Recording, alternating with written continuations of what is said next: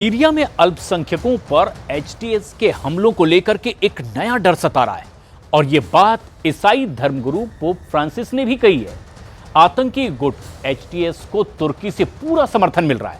ऐसे में सवाल यह है कि क्या सीरिया के राष्ट्रपति बशर अल असद इस युद्ध में अकेले हैं, क्योंकि सीरिया में इजराइल को लेकर के भी एक अहम अलर्ट जारी किया गया है।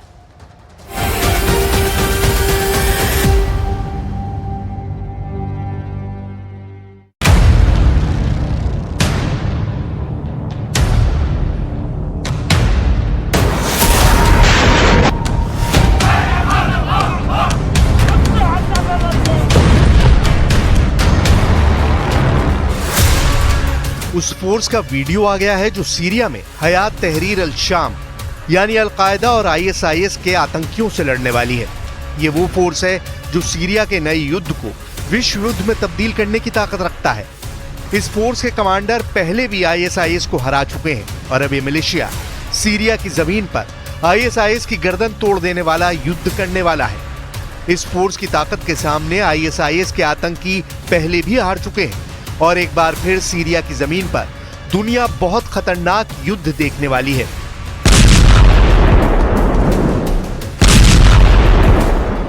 सीरिया के अलेप्पो पर इस वक्त आईएसआईएस और अल कायदा के आतंकी जमे हुए हैं। सीरिया के राष्ट्रपति बशर अल असद का विरोध और एक बार फिर इस इलाके को आतंकवाद की आग में जलाने का काम जारी है।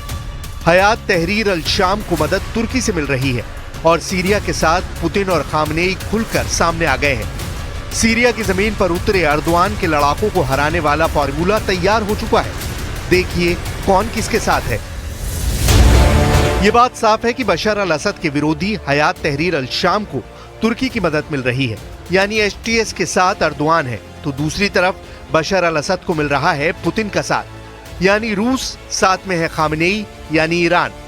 तो दूसरी तरफ बशर अल असद का दुश्मन अमेरिका एचटीएस का मददगार रहा है। इस बार भी बाइडेन कैंप इन्हें आतंकी नहीं विद्रोही कह रहा है। इस युद्ध में बशर अल असद को हिजबुल्लाह भी बचा रहा है और इजराइल चाहता है कि हिजबुल्लाह की ताकत घटे। इसलिए खबर है कि इजराइल बशर अल असद से लड़ने वाले अर्दवान के लड़ाकों को हथियार सप्लाई कर सकता है। टाइम्स ऑफ इजराइल में 2019 में छपी ये खबर बताती है कि तब इजरायली सेना के चीफ ऑफ स्टाफ ने माना था कि इजराइल ने बशर विरोधी आतंकियों को हथियार सप्लाई किए थे। لكافة إسهامات دول المجلس لاستقرار المنطقة ومنها قيادة المملكة العربية السعودية الشقيقة। सीरिया के ये नए समीकरण आपके सामने हैं, लेकिन इसमें अभी और देश जुड़ेंगे, क्योंकि सीरिया में जब अलेप्पो पर हमला हुआ तो राष्ट्रपति बशर अल असद को दुनिया की दो बहुत ही खास राजधानियों से फोन आया और ये फोन रिसीव करके बशर अल असद भी चौंक गए, क्योंकि खबर यह है कि सऊदी अरब के विदेश मंत्री फैसल बिन फरहान बिन अब्दुल्ला ने सीरिया के विदेश मंत्री बसम सबाक को फोन किया। इसके बाद मिस्र के विदेश मंत्री बद्र अदल अती ने भी सीरिया के विदेश मंत्री को फोन किया। दोनों फोन कॉल से बात फाइनल है कि सीरिया के साथ दो बड़े अरब देश आ चुके हैं, यानी सीरिया का युद्ध इस बार बशर अल असद के खिलाफ नहीं लड़ा जाएगा, बल्कि बिसात पर इस बार तुर्की के राष्ट्रपति अर्दवान की बाजी उल्टी पड़ गई है, क्योंकि अलेप्पो से इस बार जो तस्वीरें आ रही हैं उसमें आईएसआईएस के आतंकियों के शामिल होने के पक्के सबूत मिले हैं।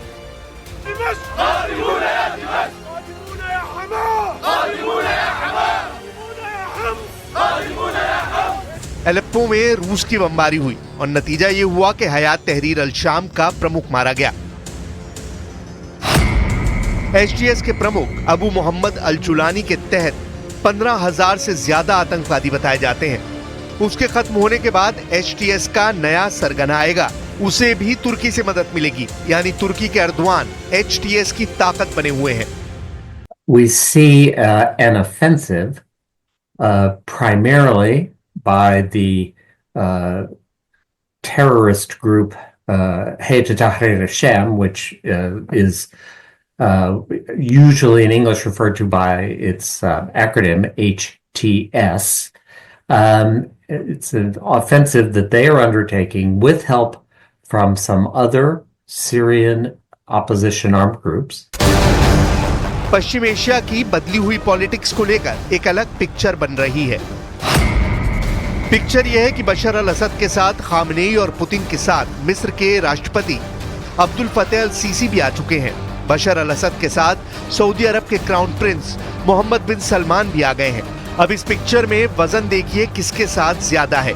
एक तरफ बशर अल असद के विरोधी हयात तहरीर अल शाम यानी HTS के साथ अर्दवान है, उनके साथ बाइडन है, इजराइल से भी सपोर्ट मिलने की उम्मीद है। तो दूसरी तरफ बशर अल असद का कैंप देखिए, खामेनेई, पुतिन, सलमान और अब्दुल फतेह अल सीसी भी खड़े नजर आएंगे। सवाल है कि जब ये फोर्स सीरिया में लड़ेगी तो अर्दवान की आन को बहुत चोट पहुंचने वाली है।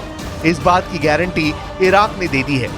इराक और सीरिया ने ISIS और अल-कायदा का आतंकवाद बहुत करीब से देखा है और तब इसी फोर्स ने इराक के शहर मोसुल को ISIS से आजाद कराया था। इस बार युद्ध का एपिसेंटर सीरिया के अलेप्पो बना है। जब से यहां तुर्की के समर्थन वाले HTS यानी हयात तहरीर अल शाम के आतंकी एक्टिव हुए हैं, पुतिन के फाइटर जेट्स ने बम बरसाने में कोई देरी नहीं की। हालांकि रिहायशी इलाकों पर हुई बमबारी से इस बार फिर बशर अल असद सरकार निशाने पर है। كان ضربتهم أشد العذاب والظلم، وهذا أكبر دليل إنه إحنا دخلنا لحتى مشان نشيل الظلم عنهم. هاي كلها إحنا حوالين المدنية، كل الناس حوالينا، التفت حوالين من دخلنا، التف حوالينا السلامات والأحسن الكلام والورود، وإحنا أول هدف الأساسي من هذه العملية إن شاء الله فك المعتقلين إن شاء الله وترجع المناطق اللي النظام اغتصبها، وهذا النظام الظالم إن شاء الله نقضي عليه. 2011 से 2016 तक चले युद्ध में बशर अल असद ने रूस के साथ मिलकर ऐसी बमबारी की थी जिसमें रहम की मात्रा 0% थी और इस वजह से रिहायशी इलाकों पर हुई बमबारी में काफी लोग भी मारे गए। लेकिन इन तस्वीरों की परवाह किए बगैर पुतिन ने अपनी एयरफोर्स को बमबारी की 100% आजादी दे दी है। पुतिन का इरादा साफ है, अलेप्पो को किसी भी कीमत पर फिर आजाद कराना है।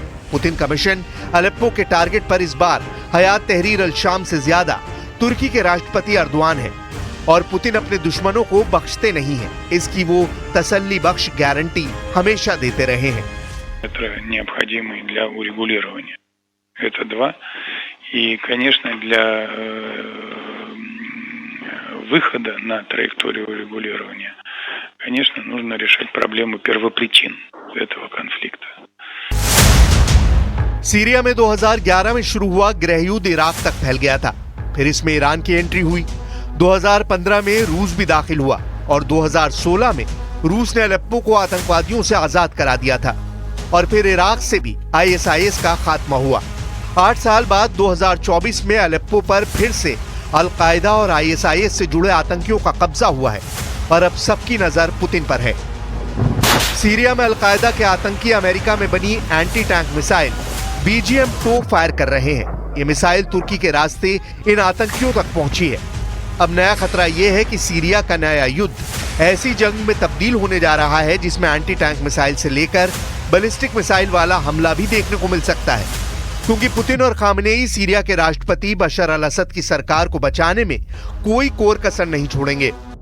The Syrian armed opposition, including HTS, has essentially been fighting a static war for the last 5 years.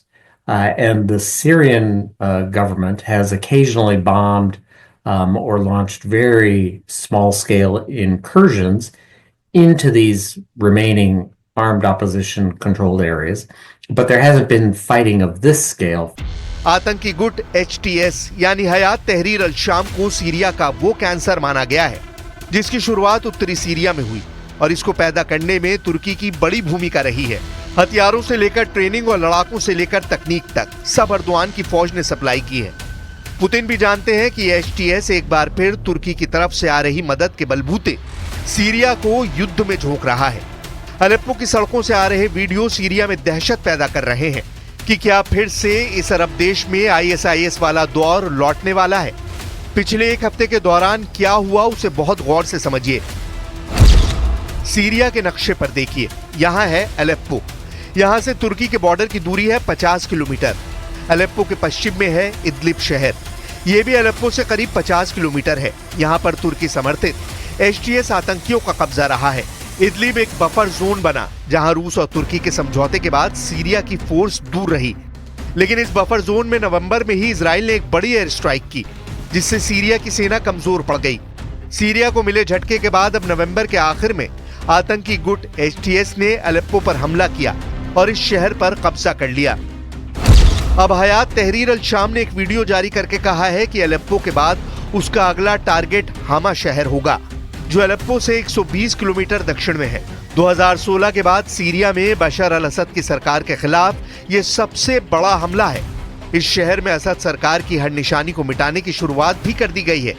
ऐसी बड़ी बड़ी मूर्तियां तोड़ी जा रही हैं, जो बताती है कि सीरिया में इस शहर पर असद सरकार की हुकूमत दम तोड़ चुकी है।